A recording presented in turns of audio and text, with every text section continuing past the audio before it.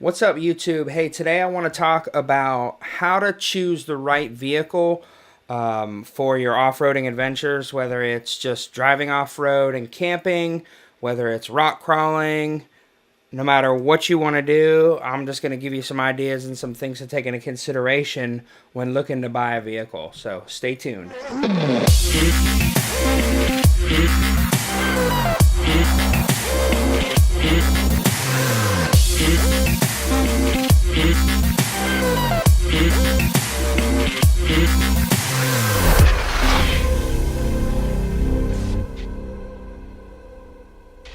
So first off, I want to say there is no car manufacturer that has done this absolutely right 100%. That car manufacturer does not exist, at least not yet.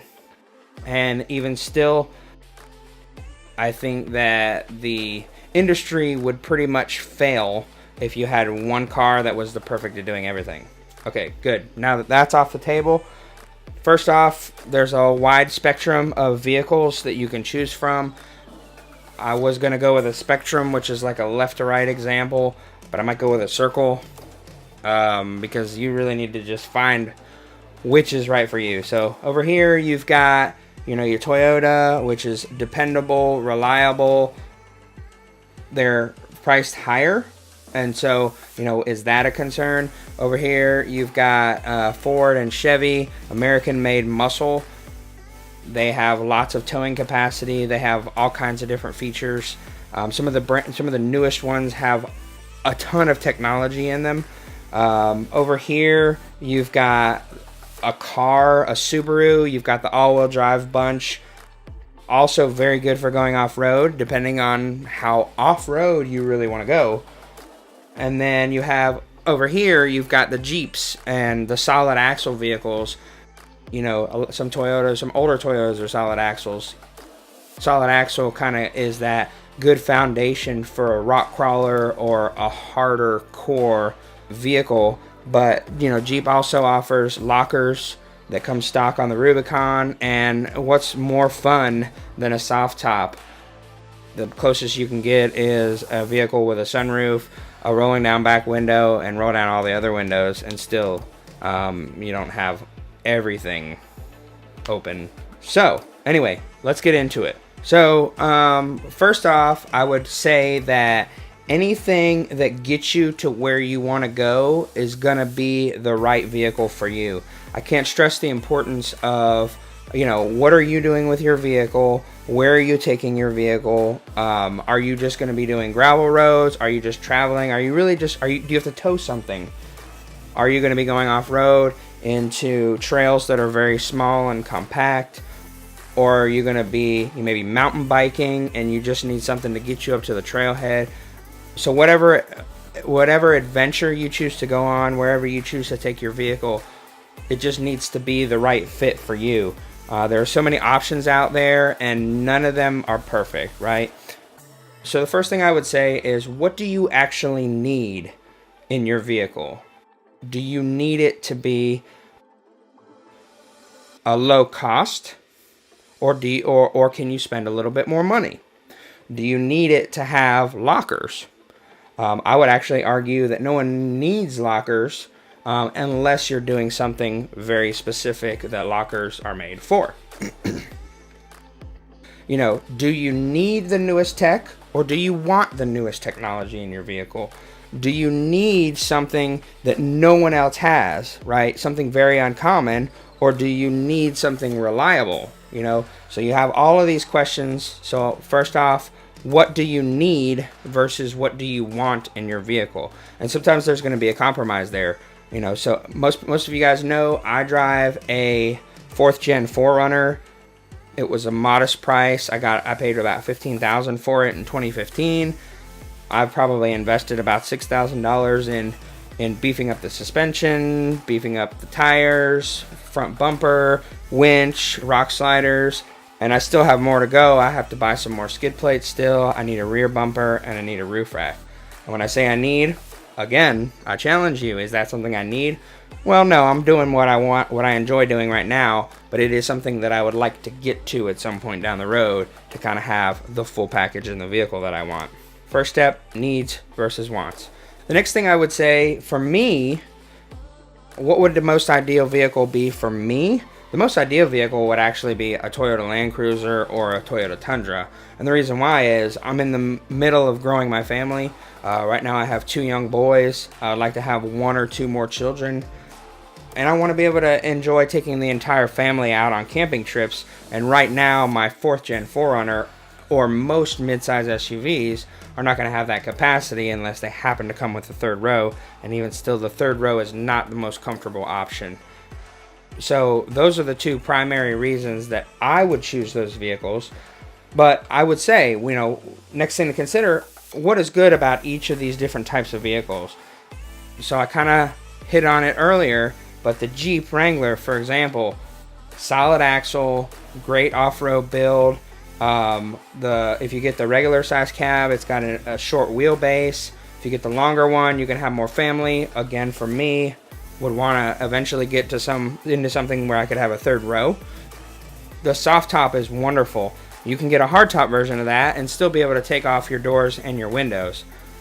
You have the Ford, so the Raptor as a good example. The Raptor is pretty much ready to go from the factory and do, I would say, for me, if it was for me, it's actually ready to go and do 95% of what I like doing in my vehicles.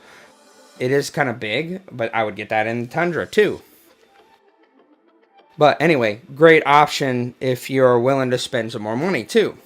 Next, the Chevy Colorado. The Chevy has a great option for diesel. We've had a few guys come out on the trail with us with these Chevy diesels, and they are not only good on gas mileage or diesel mileage, but they have great torque, and they kind of hit mud holes and hit obstacles and just kind of power through because they have a ton of torque.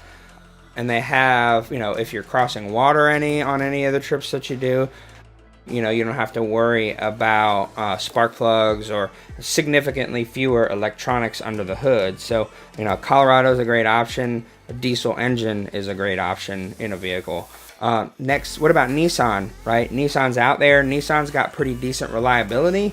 They've got pretty decent towing capacity. So maybe a good option for you is the Xterra or the Frontier if you want a mid-size build. I've got friends that have the Xterra. The Xterra does a great job at towing. I want to say my buddy's got a 2,500 pound trailer. Great job at towing that through the trails that we go through. But also it's more cost effective than a Toyota is, right? And then you have the Subaru. You have all these all-wheel drive vehicles to take into consideration. Where are you going? Again, what are you doing? I see tons of Subarus on the trails with one of 2 things on their roof. They've either got a mountain bike or they've got a canoe on their roof, and they're headed, or a kayak, and they're headed to go do something that is adventurous, but the majority of the adventure does not take place inside of their vehicle. The next thing I would say to consider is the size of the interior, right? So does it accommodate the number of people that you want to go out with? So, for example, if you're younger and it's just you and a girlfriend, you and a fiance, you and your wife, having 2 front seats and then having a whole ton of room in the back to do with whatever you'd like can be a great option for you. On the other side of the spectrum, at some time in the next 2 to 3 years, I'm going to have 2 boys that want to go camping with me. It's going to be me plus my camera gear plus 2 boys and camping gear and everything in my vehicle, and we're going to be pretty much packed to the brim with camping gear and food and clothing and sleeping bags, pillows, camera gear, all that good stuff that I like to take with me on the trail. And finally, the last thing I would say that you should take into consideration is actually aftermarket parts. So on one side of the spectrum, you have the Jeep Wrangler, which is probably one of the most customizable vehicles. There's a lot of off-road aftermarket parts for you to choose from to make your truck, to make your Jeep literally look exactly how you want it to, and it will not look like somebody else's. And then you have, other actually most other brands have significantly fewer options. For me in the 4Runner, we've got probably 3 rear bumpers to choose from and maybe 4 or 5 front bumpers to choose from. We literally have 2 companies that make skid plates, Bud Built and RCI. And so we have such a limited option, but can you still take it out and go and do a lot of fun things in it? Absolutely. But aftermarket parts is something else that I would ask you to take into consideration. And then finally, the last thing that I think you should take into consideration is what sparks joy in your life. What do you purely enjoy driving? I'm going to go full Marie Kondo here and say that your vehicle needs to be the most fun thing that you have, right? So maybe you're into razors, maybe you're into go-karts, four-wheelers.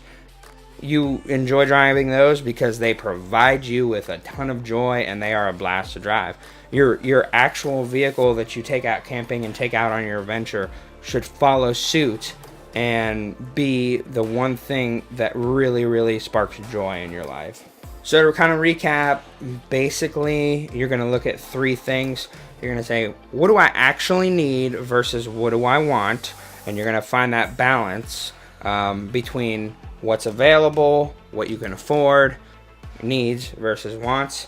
The second thing that you need to consider is, what do you plan on doing with this vehicle? Where are you going to be taking it? Where are you going to be going? What outdoor activities do you enjoy? Does it have the ability to support the activities that you want to do with it? And then the third thing is, does it spark joy, and is it the most enjoyable thing that you have in your life? Hopefully it is. Hopefully it sparks joy in your life. Again, I can't stress this enough. All of these cars have some really great features and some benefits that fit different people's needs. That's why we have such a wide market, a wide assortment of vehicles out on the market. We've got more coming in to the market. I think Kia just announced their Telluride at the Super Bowl. That looks like it's going to be competing with a Land Cruiser and some of the more full-size vehicles. We'll see if it actually stacks up to what Kia says it can do, but I know at SEMA they had some off-road like tires on it. They were jumping it. They were doing some crazy stuff in it. We'll see where that goes. But again, there's a lot of opportunities for vehicles out there. A lot of different cost and price variation. And there's even age to consider, right? So you've got the newest over here, and you can kind of go back to 70s, 60s, and look for some of those old vehicles. Maybe you enjoy building a classic vehicle. But you know what, guys? Thanks so much for watching today. Really appreciate you watching this video. If you liked it, if you like this sort of content, make sure you give it a thumbs up. Smash it 2019 style. I'll go a little Peter McKinnon on you. And then also subscribe. I really encourage you to subscribe. I love providing content, providing my opinions, my feedback, having a conversation, a dialogue with you. So enjoy building my community. Short-term goal, trying to get to 1,000 followers. So maybe you can help me get there. But anyway, thanks again, and we'll see you in the next video. Peace.